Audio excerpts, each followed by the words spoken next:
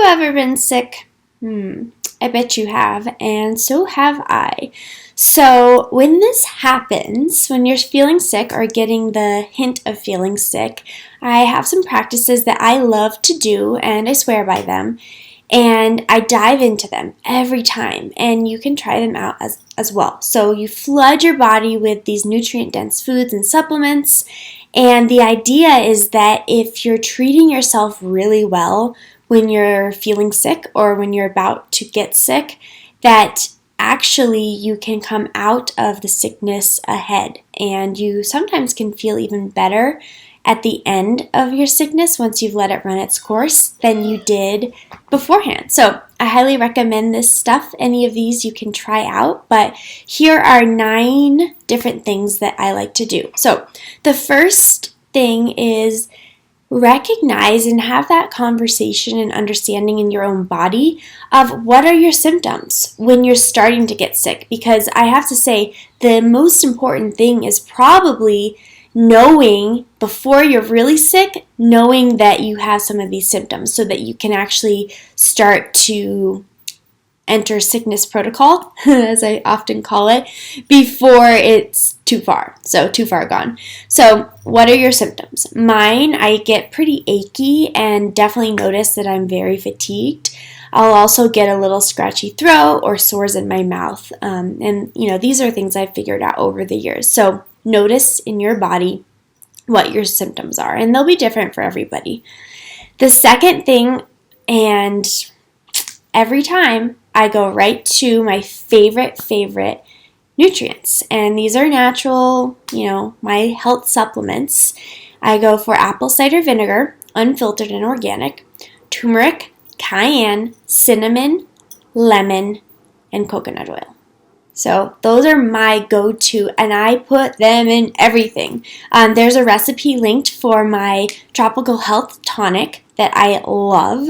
So that uses all of those ingredients, but I also put it in everything else that I have when I'm feeling sick to really give my body the opportunity to absorb. So next thing, number 3, is supplement-wise, I personally increase my intake of vitamin C, L-lysine, and I actually take those together, 1,000 milligrams 3 times a day, and probiotics and B-complex. So B-complex because we often lose energy when we're feeling sick, and it's nice to give that extra support and boost.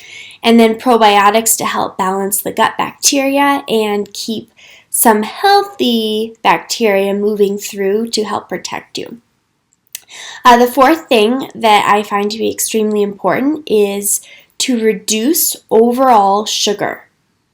So added sugar in particular. So things like sweet treats and desserts, if you put sugar in your coffee, if you have chocolate, any of these things that are extra sugar, it might only be for a few days that you're sick, so just eliminate those.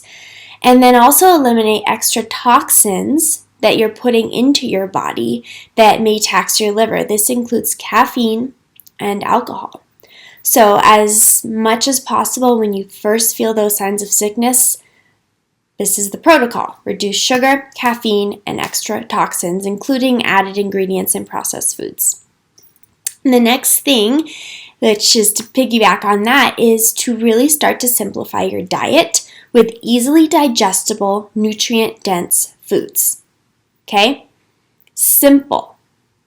Don't go out for Mexican food with chocolate cake the first day you start to feel sick. It's a lot for your body to deal with. So, the simple foods, I go straight for bone broth and soup. It's what I crave anyway, but nutrient-dense vegetable soups are amazing. Just be sure, either make your own or have your spouse or friend make it for you. Or if you buy it at the store, be very mindful of the ingredients. There tend to be a lot of fillers and weird ingredients in soups, including sugar, that we don't necessarily need, especially when we're sick. So find a very clean source of soup. Same with the bone broth. I find at Natural Grocers there's a couple brands that I like that are natural, organic, humanely raised bone broths. So find those and then add them to your diet. So my morning, I have the health tonic, I have my bone broth, then for lunch I have soup, maybe some kefir, all of these things that the body can easily assimilate. Same with green juice. And you can spice them up. You can add healthy fats like coconut oil, ghee, coconut milk. You can add those to your soups. You can add sea salt, Celtic sea salt, Himalayan is great. You can add cayenne.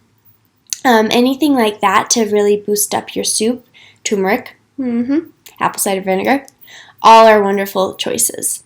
The next thing is to hydrate. And I think this may be the most common and well known, but when we're getting sick or we are sick, we tend to get dehydrated.